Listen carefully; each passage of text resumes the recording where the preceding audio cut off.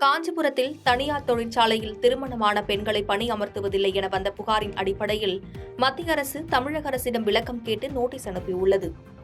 காஞ்சிபுரம் மாவட்டம் ஸ்ரீபெரும்புதூர் அடுத்த சுங்குவார்சத்திரம் பகுதியில் செல்போன்களுக்கு உதிரி பாகங்கள் தயாரிக்கும் தனியார் தொழிற்சாலை இயங்கி வருகிறது.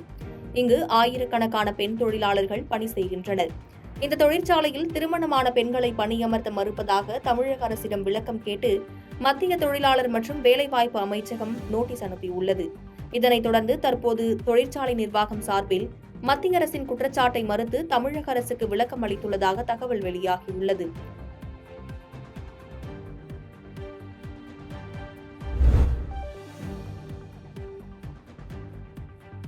ராஜபாளையம் சத்திரப்பட்டி சாலையில் மாடுகள் சுற்றித் திரிவதால் பொதுமக்களை அச்சுறுத்துவதால் நகராட்சி அதிகாரிகள் மாடுகளை பறிமுதல் செய்து அபராதம் விதித்துள்ளனர்.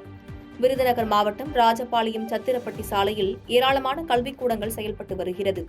காலை நேரத்தில் மாணவர்கள் பள்ளி செல்லும் போது சாலைகள் சுற்றித் திரியும் மாடுகளால் போக்குவரத்திற்கு இடையூறு இருப்பதாக நகராட்சி துறையினருக்கு புகார் வந்துள்ளது. இதனால் சாலையில் சுற்றித் திரியும் மாடுகளை பறிமுதல் செய்ய மாவட்ட ஆட்சியர் உத்தரவிட்டதன் பேரில் நகராட்சி ஊழியர்கள் போக்குவரத்திற்கு இடையூறாக விபத்தை ஏற்படுத்தும் வகையில் சாலையில் சுற்றித் திரிந்த 3 மாடுகளை பறிமுதல் செய்தனர். மேலும் மாட்டின் உரிமையாளருக்கு 15,000 அபராதம் விதித்தனர்.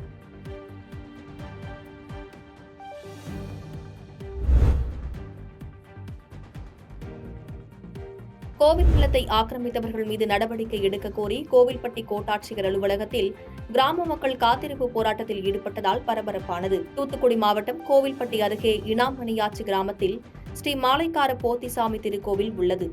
வரலாற்று சிறப்புமிக்க இந்த திருக்கோவிலை அனைத்து தரப்பு மக்களும் வழிபாடு நடத்தி வருகின்றனர்.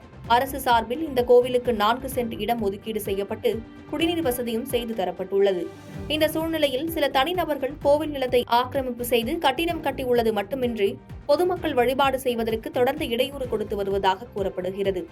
இந்நிலையில் கோவில் நிலம் ஆக்கிரமிப்பு குறித்து முறையாக அளவீடு செய்து ஆக்கிரமிப்பு செய்தவர்களிடமிருந்து நிலத்தை மீட்டு தர வலியுறுத்தியும் கோவில் வழிபாட்டை தடுக்கும் நபர்கள் மீதும் கடுமையான நடவடிக்கை எடுக்க வேண்டும் என கூறி கோட்டாட்சியர் அலுவலகத்தினை முற்றுகையிட்டு காத்திருப்பு போராட்டத்தில் ஈடுபட்டனர்.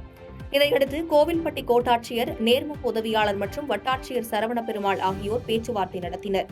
இதனால் பொதுமக்கள் கலைந்து சென்றனர்.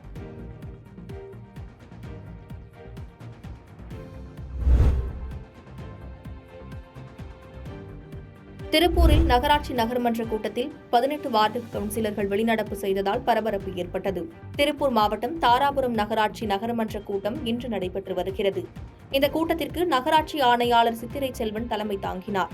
நகர்மன்ற தலைவர் கு. பாப்பு கண்ணன் மற்றும் நகராட்சி துணைத் தலைவர் ரவிச்சந்திரன் முன்னிலை வகித்தனர்.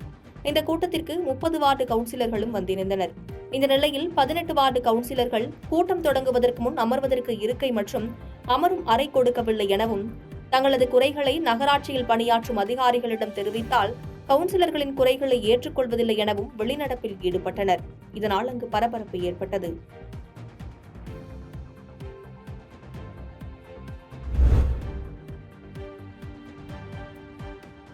தாரமங்கலம் கைலாசநாதர் கோவில் வணிக இனங்களின் ஏலம் இன்று நடைபெற இருந்த நிலையில் மறுதேதி குறிப்பிடாமல் ஏலம் ஒத்திவைக்கப்பட்டது.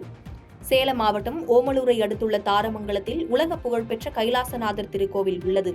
இந்த கோவிலுக்கு சொந்தமான வணிக கடைகள், நிலங்கள், சைக்கிள் ஸ்டாண்ட் உள்ளிட்ட வருவாய் இனங்களை குத்தகைக்கு விட இந்து சமய அறநிலையத்துறை அதிகாரிகளால் நடவடிக்கை எடுக்கப்பட்டது. அந்த வகையில் முறையாக ஏலம் அறிவிப்பு செய்து இன்று பொது ஏலம் நடைபெற்றது. இந்த ஏலத்தில் கோவிலுக்கு சொந்தமான குறிப்பிட்ட சில இடங்களை ஏலத்திற்கு கொண்டு வரவில்லை என்றும் அதில் உள்ள நடைமுறை சிக்கல்களை களைந்து அனைத்து இடங்களையும் ஏலத்திற்கு கொண்டு வர வேண்டும் என்றும் ஏலத்தில் கலந்து கொண்டவர்கள் கோரிக்கை விடுத்தனர். இதனால் அதிகாரிகள் மற்றும் ஏலத்தில் கலந்து கொண்டவர்களிடையே வாக்குவாதம் ஏற்பட்டது. இதையடுத்து ஏலத்தை ஒத்திவைப்பதாக அறிவித்த அதிகாரிகள் அனைத்து இனங்களையும் ஒன்றாக சேர்த்து ஒரே நாளில் ஏலம் வைப்பதற்கான நடவடிக்கை எடுக்கப்படும் என்று தெரிவித்தனர்.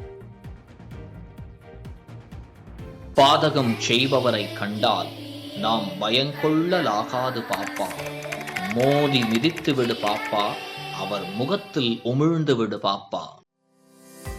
அண்மை செய்திகளை உடனுக்குடன் தெரிந்து கொள்ள இணைந்திருங்கள் இயம்நாடு தொலைக்காட்சியுடன்.